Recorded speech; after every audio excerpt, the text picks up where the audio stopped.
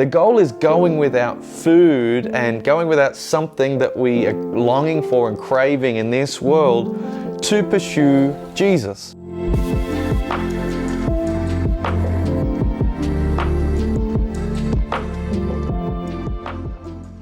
Hey church, and welcome to our Discipleship Journey videos. Right now I want to talk about fasting, something that is not too popular amongst the Western world because we have food everywhere. Without a shadow of a doubt, food has become an idol to many people. With fast food on every corner of every single town, you have a plethora of options, and it's a good thing in a way for us to enjoy food. I do think that food was created for fellowship and relationships and dinner parties. Food is a beautiful thing that God created us to need it, and God created us to enjoy it. However, as I'm trying to say, sometimes beautiful things can become idols when they mean too much to us, or we would never dream of going without something. And so fasting is a really practical discipline that has been around for centuries and centuries, where people have practiced this act and discipline of going without food to seek and pursue something else, to recenter themselves.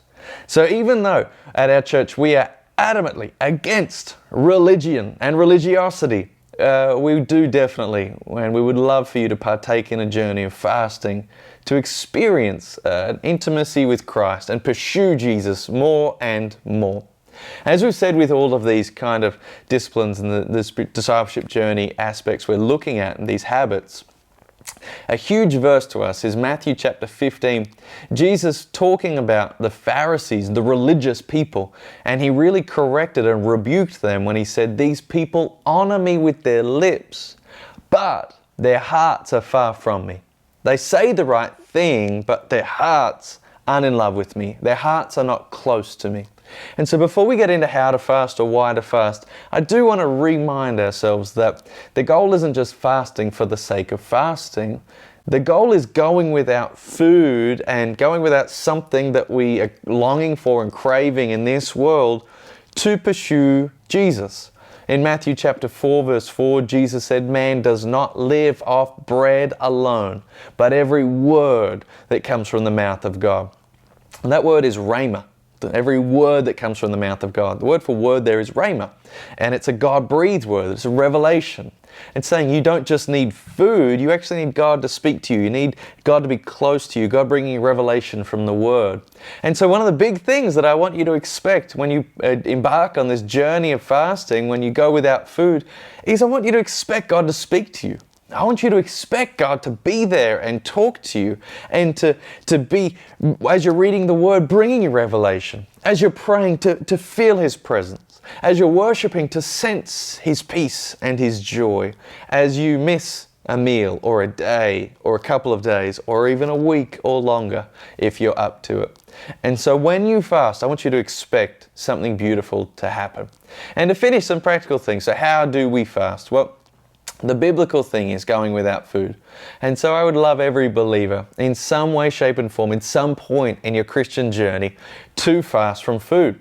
Now it might start with missing a meal. Maybe you miss lunch, have breakfast and dinner. Maybe you miss dinner. Maybe you miss the day and just eat dinner. Some cultures do that as well. But go without food. Try and build up then. Try and do a day. Try and do 2 or 3 days. And maybe one day in your life you try and do a week or longer.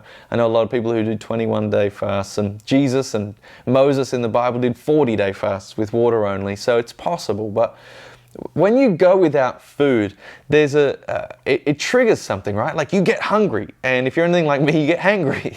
You get a bit frustrated, and you try to preoccupy yourself with more TV or more phone or more things. So it's a really good discipline. When you're hungry, instead of that time of eating, I'm going to push into God in prayer. I'm going to push into God in His Word. That's the goal of fasting, right? To push into God. So start with missing food, but I do want to add a disclaimer. If you are here watching and you're pregnant, or medical advice, your doctor has advised you not to go without food right now because of certain situations you're facing, or maybe you've just had a bad relationship to food in your life, I would love to encourage you guys to talk to your oversight, seek medical advice before embarking on a food fast. Maybe it's a not now thing for you, purely because it's just not wise. It's not that it's hard, it's just not wise right now. It's not physically helpful, and it would actually do more harm than good. I think maybe it's a not now thing, but if you're here and you're like, I just don't want to do it, or I like food, give it a shot. Give a food fast a shot. Push into God's presence. Expect Him to do something amazing in that time. And other options for fast if you can't do food. I would love every believer to do a fast from social media. Try doing a month of no social media. Check your mental health. Put down some things about how your mental health is doing right now and emotional health right now. And then in a month of no Facebook and Instagram, oh my gosh, I can never do it. You can do it. I believe in you. A month later, write down, how's my mental health now? Some actual signs, some actual things. How's my emotional health? How's my relationship with people around me? I thought that I was close because I was liking or commenting. Now, to feel close, I've actually had to catch up. I've actually had to look at them and have a coffee. I've actually had to meet and hang out together. I think that would do wonders. But we can fast from social media. We can fast from screens and TV. We can fast from different things as well. But keep the issue the issue. We're going without something to push into Jesus and His presence, to sense Him to a greater extent. Amen? So I would love you this month, try and plan something, some kind of fast that you think is right for you, and expect to grow in your relationship with Jesus. Amen? God bless.